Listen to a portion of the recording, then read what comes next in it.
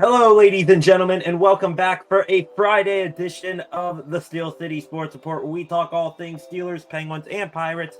I'm your host, Brady Vini, and today's report includes Steelers and Ravens injury report and game designations. Paul Skenes checks off one more box before next week's MLB awards. Chris Letang out tonight leads to the Pens calling up another young player, and more. As always, please be sure to like, comment, and share this video, as well as subscribe to the channel. Now let's get into the first news story of the day. Steelers-Ravens final injury report and game designations. Here we go. Steelers versus Ravens. That's all that needs to be said. Before these two rivals face off this weekend, let's look at who's in and who's out for both teams. Starting with the 7-2 Pittsburgh Steelers, like head coach Mike Tomlin said earlier in the week, outside linebacker Alex Highsmith is out with his ankle injury. Also out for Sunday's game is corner CJ Henderson with a neck injury. Listed as doubtful with a knee injury is tight end Michael Pruitt. Listed as questionable are running back Jalen Warren and corner Corey Trice.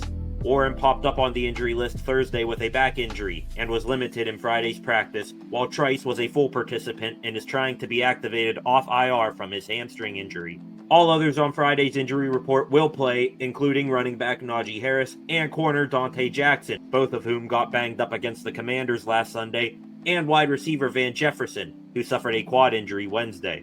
As for the 7-3 Ravens, they have just two players with game designations. Those two are slot corner and former Steeler Arthur Maulet and defensive tackle Travis Jones. Maulet has been ruled out with a calf injury, and Jones is questionable with an ankle. All other Ravens on Friday's injury report will play, but one player to keep an eye on is safety Kyle Hamilton, who suffered an ankle injury last Thursday against the Bengals, but surprisingly won't miss any time.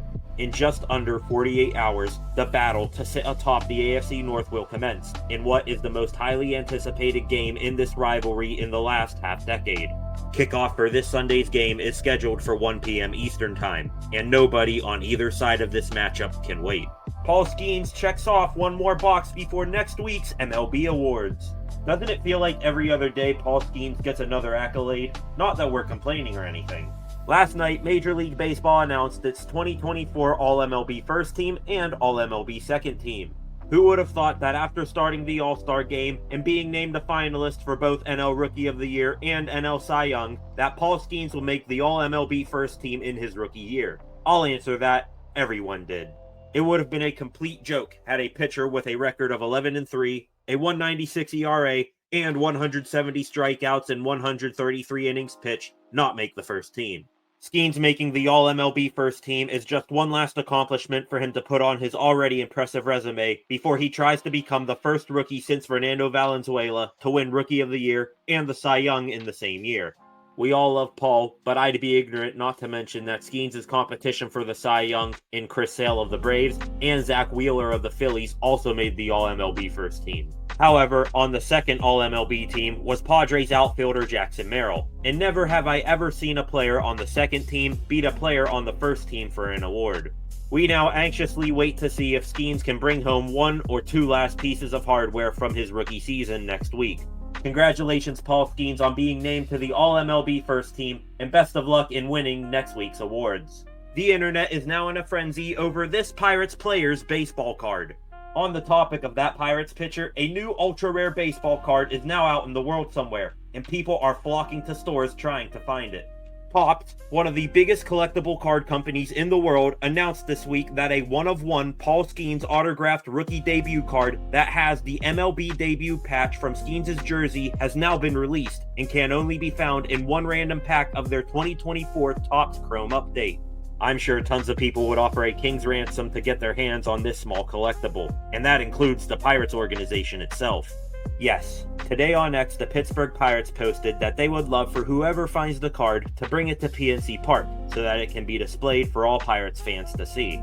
In exchange, the Pirates are offering the following rewards: 2 season tickets behind home plate for 30 years, a Pirates alumni coached softball game for 30 people, a private tour of Pirate City and Lecom Park in Bradenton, Florida, a meet and greet with Paul Skenes, 2 Paul Skenes autographed jerseys, the opportunity to practice with the Pirates, and more. Sweetening the deal is Skenes' famous girlfriend and LSU gymnast Livy Dunn, as she additionally offers the card finder the opportunity to sit with her in her suite for a Bucks game. This is crazy that one lucky person will basically have the entire baseball card collecting world and the Pirates organization pleading on their knees for this card. What's even crazier is that the Pirates' offer for this card is more aggressive than their trade talks for actual players.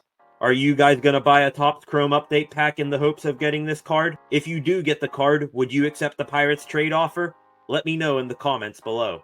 The Pittsburgh Pirates 2025 Prospects Rankings list is officially released.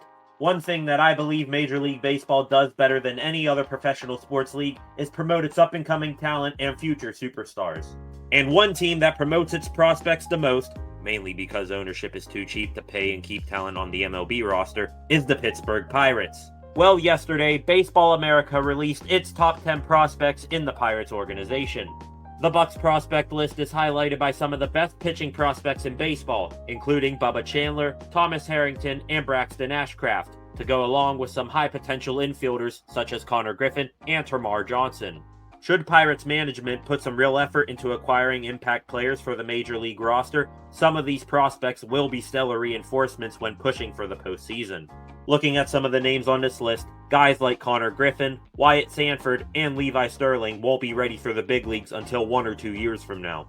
On the other hand, I believe Bubba Chandler, who has a ton of hype around him, Nick York, and possibly Braxton Ashcraft could make the Bucks roster out of spring training, like Jared Jones did last year.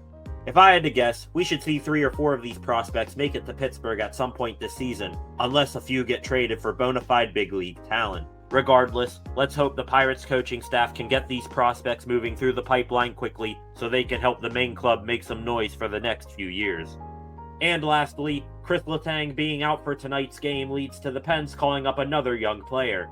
Penguins general manager Kyle Dubas has been very busy this week making a multitude of roster moves. If you haven't had enough already, here's another. Friday morning, the Pittsburgh Penguins recalled left-shot defenseman Owen Pickering from Wilkes-Barre Scranton. The 20-year-old Pickering was the Pens' first-round pick in the 2022 NHL Draft, and this is his first career call-up. In Wilkes-Barre this season, Pickering has played in 12 games, recording 1 goal and a +5 rating. Pickering will not be in the lineup tonight, but his call-up was in response to defenseman Chris Letang being sick and out for tonight's game. However, a recent call-up who will be in the lineup tonight is forward Matt Nieto, as he fills in for the concussed Blake Lizotte. In my opinion, I am very interested in the call-ups Dubas has made in the past few days. Forwards Sam Poulin and Vasily Ponomarev were recalled earlier in the week, so this looks like it could be the start of a youth movement in Pittsburgh. On to tonight's game, the Penguins take on the Blue Jackets in Columbus at 7 p.m. Tristan Jarry gets his first start back in the NHL since returning from his conditioning loan, and Elvis Merzlikins gets the start for Columbus. And with that, ladies and gentlemen, that wraps up a Friday edition of the Steel City Sports Report. Again, please be sure to like, comment, and share this video, as well as subscribe to the channel. Thank you all for watching, and I hope to see you guys back here on Sunday, as you bet I will be live for instant reaction and analysis to the Ravens and Steelers. If you can't make it, then I will see you guys back here on Monday with some more Pittsburgh sports news.